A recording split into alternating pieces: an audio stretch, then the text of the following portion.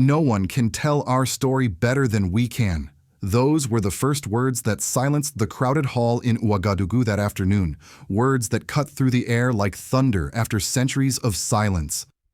Hundreds of men and women, many of them descendants of the enslaved, sat still with tears in their eyes. For the first time in their lives, they were hearing not a politician, but a son of Africa standing tall and unafraid, claiming back the right to tell their story. There were no golden chandeliers or marble floors, just the sound of drums, the fluttering of Pan-African flags, and the quiet hum of anticipation. Standing at the podium was Captain Ibrahim Traoré, the young leader of Burkina Faso, a man who had turned his small landlocked nation into a symbol of hope for an entire continent. Before him stood men and women from Harlem, Haiti, Jamaica, and Brazil, all returning home, bringing the spirits of their ancestors back to the soil where their story began. For too long, Africa's story was told by others, by those who saw profit in pain and weakness in dignity. But something is changing. Across the Sahel, across the Black Atlantic, a new rhythm is beating again, one of unity, pride, and rebirth. Traoré's message was not just political, it was spiritual. It was a call to memory and a call to arms, not with weapons, but with truth cameras and microphones. They told us Africa was a cursed land. We will tell them Africa is the land of tomorrow. Can a continent once silenced by chains now speak loudly enough to be heard across the oceans? And can this young leader truly unite Africa's scattered sons and daughters into one voice? Please share if you believe that Africa's story deserves to be told by Africans themselves. Subscribe if you believe that the truth is more important than the headlines. It happened not in New York or Paris, but in Ouagadougou, the dusty, sun-baked capital of Burkina Faso, a place once dismissed by Western commentators as too poor to matter. But on that day, it mattered more than any palace in Europe. For the first time in modern history, representatives of the African diaspora from Harlem, Port-au-Prince, Kingston, and Bahia gathered not as guests, but as returning heirs. At the center of the marble hall stood President Ibrahim Traoré, dressed not in a Western suit but in a simple brown uniform, the same one he wore on the front lines when he took back control of his country's gold mines. His presence was both humble and unshakable. Behind him hung a banner bearing 7 words in bold red letters telling Africa's story through African eyes. One by one the delegates rose to speak. A Haitian woman held up a small wooden cross carved from the ruins of a sugar plantation. A man from Chicago unfolded a faded photograph of his great-grandfather, a freed slave who once dreamed of returning to Africa but never could. Their voices trembled with emotion as they declared solidarity with the Sahel Alliance, Burkina Faso, Mali, and Niger nations that had dared to defy centuries of economic and political control. Then came the most important announcement of the day. The Diaspora Coalition, speaking through its chairperson, formally presented a resolution to the Burkinabe president, the establishment of a Pan-African television and radio network headquartered in Ouagadougou. The hall erupted in applause. The idea was simple yet revolutionary, to create Africa's own voice free from the filters of CNN, BBC, and France 24. A network that would tell the world about Africa not through crisis and famine, but through dignity, innovation, and courage. President Traoré nodded, his eyes calm but burning with conviction. When he spoke, the room fell silent again. They have told our story long enough. They said Africa is chaos, but they were the ones who brought chaos here. Now we will speak. We will build. And the world will listen. His words struck a chord that rippled across the room. In that moment, the crowd wasn't hearing a politician. They were witnessing a rebirth. For many in attendance, it was more than a policy proposal. It was a homecoming, a spiritual reunion that no border or passport could contain. Outside, children gathered by the gates waving small flags of green, gold, and red, the colors of Pan-African unity. In the streets, local radio stations replayed the speech live. Elderly women selling peanuts stopped to listen, whispering prayers of blessing. The message spread like wildfire through WhatsApp groups, TikTok clips, and community radios from Dakar to Detroit. By sunset, the declaration had reached every corner of the continent. Young journalists in Accra offered to volunteer for the new network. Students in Lagos began designing logos. Even across the Atlantic in Washington, D.C., Black activists shared the footage online under the hashtag, Africa Speaks for Itself. For decades, Africa had been spoken about, analyzed, lectured, and pitied. That day in Ouagadougou, something shifted. The narrative no longer belonged to think tanks or charity campaigns. It belonged to the sons and daughters of Africa themselves. And at the heart of it all was one man, Ibrahim Traoré, the young soldier-turned-leader who understood that the fight for sovereignty was not only on the battlefield, but also in the newsroom, in the classroom, and in the hearts of his people. As the sun dipped below the horizon and the last drums faded, an elder from Ghana whispered softly, "For the first time, I believe Africa is speaking, and the world must listen." The moment that would later be replayed millions of times online began quietly. The hall was still.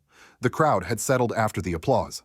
Then President Ibrahim Traoré stepped forward again, this time without his prepared notes. He placed his hand on his chest and said slowly, in a voice that carried both the calm of wisdom and the fire of conviction, "They told us it was impossible, but impossible is not African."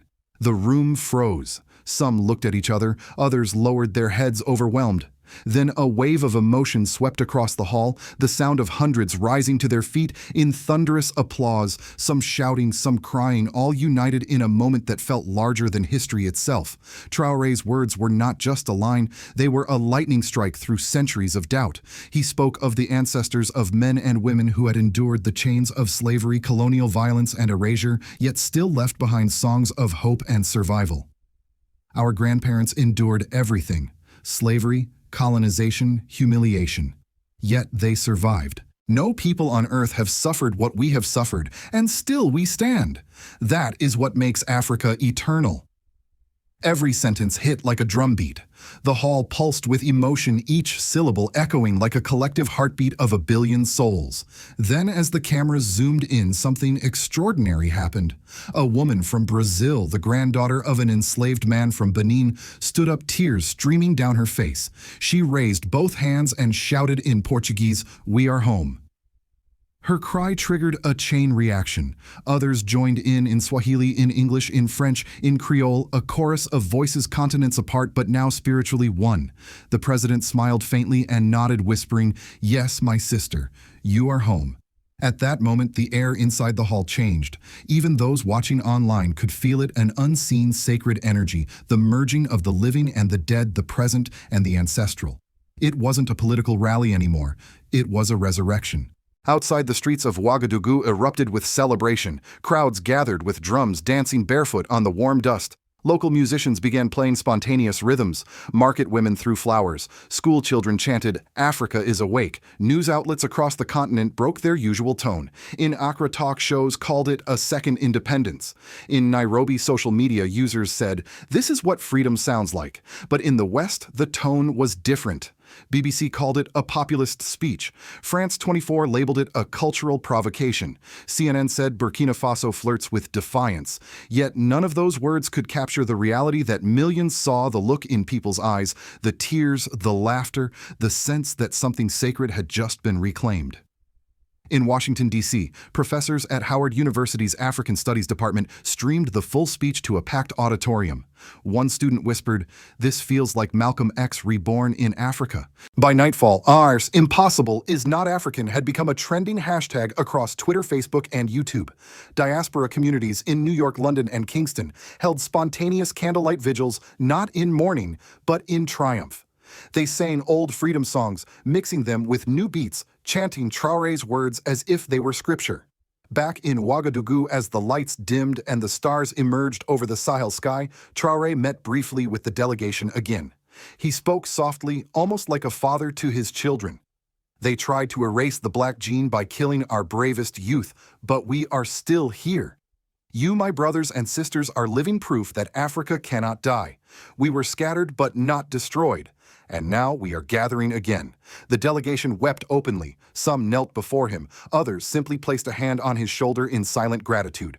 It was no longer about politics. It was about belonging, about the right to return, the right to speak, the right to exist without apology. And as dawn approached, drums echoed faintly across the sleeping city.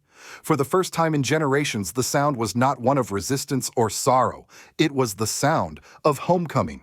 By the following week, something remarkable began to unfold across Burkina Faso. The echoes of that speech were no longer confined to the marble hall of the presidential palace. They had spilled into markets, schools, and villages. The country, long portrayed by foreign media as one of the poorest on earth, was now vibrating with purpose. In the heart of Ouagadougou, workers erected scaffolding around a modest building that once housed a colonial radio station. A new sign was being installed, Pan-African Broadcasting Center Ouagadougou headquarters. The people called it simply the Voice of Africa. Young journalists, engineers, and students flooded in from all corners of the continent. Some came by bus from Bamako, others flew in from Dakar or Accra. Many were returning from Europe and the Americas carrying laptops, cameras, and dreams. Within weeks, the building became a hive of activity.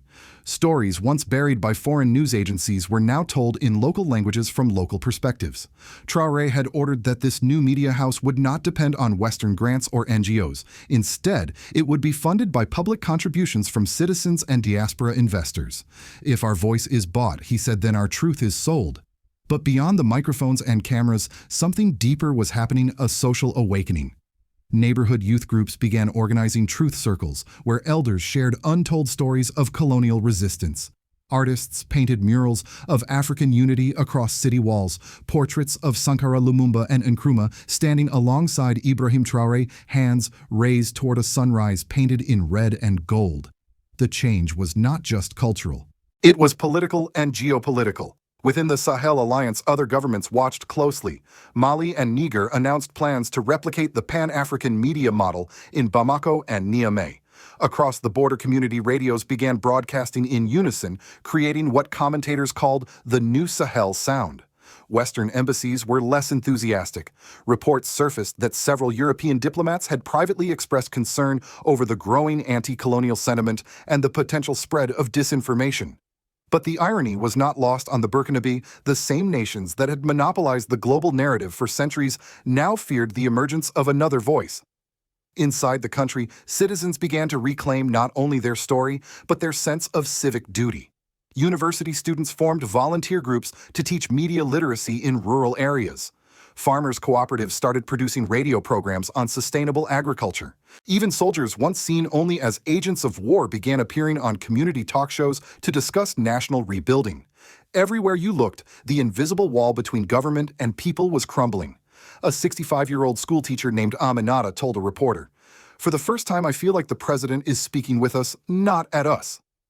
Internationally, the response was mixed but undeniable. In Latin America, activists in Bolivia and Venezuela sent letters of solidarity calling Traoré the mirror of our own revolution. The African Union quietly praised the initiative as a model for continental narrative independence, though major Western outlets downplayed it as symbolic. But symbolism in this case was power. It inspired action. It reminded a continent that it didn't need permission to define itself. By month's end, the first test broadcast of the new Pan-African station aired. The opening jingle was simple, the beating of African drums followed by a voice saying, "From the heart of the Sahel to the world, this is Africa, speaking for herself." And as millions tuned in from dusty towns to diaspora homes abroad, a quiet realization dawned. This was no longer about one man or one nation. It was about a continent finally reclaiming its reflection and daring to look into the mirror without shame. In the weeks that followed, headlines began to shift cautiously, reluctantly. What had started as a local initiative in Burkina Faso was now echoing across continents. From Washington to London, from Beijing to São Paulo, people were asking, what exactly is happening in Africa? In the United States, the reaction was layered and deeply symbolic. Among the Black American community, especially in cities like Atlanta, Detroit, and New Orleans, the message of Ibrahim Traoré struck a chord that few global speeches ever had. Radio hosts began quoting his words, "Impossible is not African," as a slogan of empowerment. Black churches incorporated his message into Sunday sermons, calling him the voice our ancestors prayed for.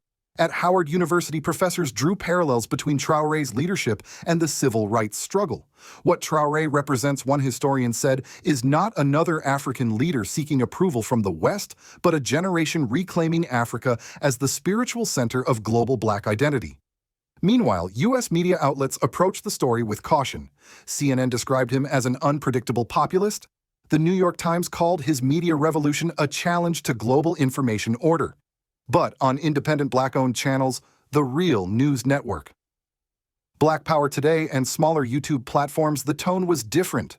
They celebrated him as the first African leader since Thomas Sankara to speak to the diaspora like family. In Europe, reactions were far more conflicted. French commentators warned that Burkina Faso is building an anti-Western media empire. But ordinary citizens in Marseille, Brussels, and Paris, especially among immigrant communities, found inspiration in his defiance. He speaks like he has nothing to lose, one Congolese-born journalist said on France 24's livestream. And maybe that's why the world is finally listening. Across the global south, the applause was louder. Brazil's president publicly congratulated Burkina Faso for reshaping the post-colonial conversation. In Cuba, murals appeared overnight with the words, "Africa awakes, gracias Traore." India and China both expressed interest in partnering with the new Pan-African Media Consortium, not for charity, but for shared technological exchange. But the loudest silence came from Washington's foreign policy establishment. Behind closed doors, analysts at think tanks and intelligence briefings were reportedly warning of a rising narrative power from Africa that challenges Western dominance. One leaked memo from a European diplomatic office admitted that the information monopoly of the West is no longer guaranteed. For older Americans who remember the civil rights era, the marches, the speeches, the spirituals, the sight of Africans and African descendants reclaiming their identity resonated deeply. It reminds me of the 60s, said Reverend Thomas Avery, a retired pastor from Alabama. Except this time, it's not about fighting to be accepted, it's about standing tall without asking permission. Burkina Faso, a name once barely recognized on American maps, had become the heartbeat of a moral movement.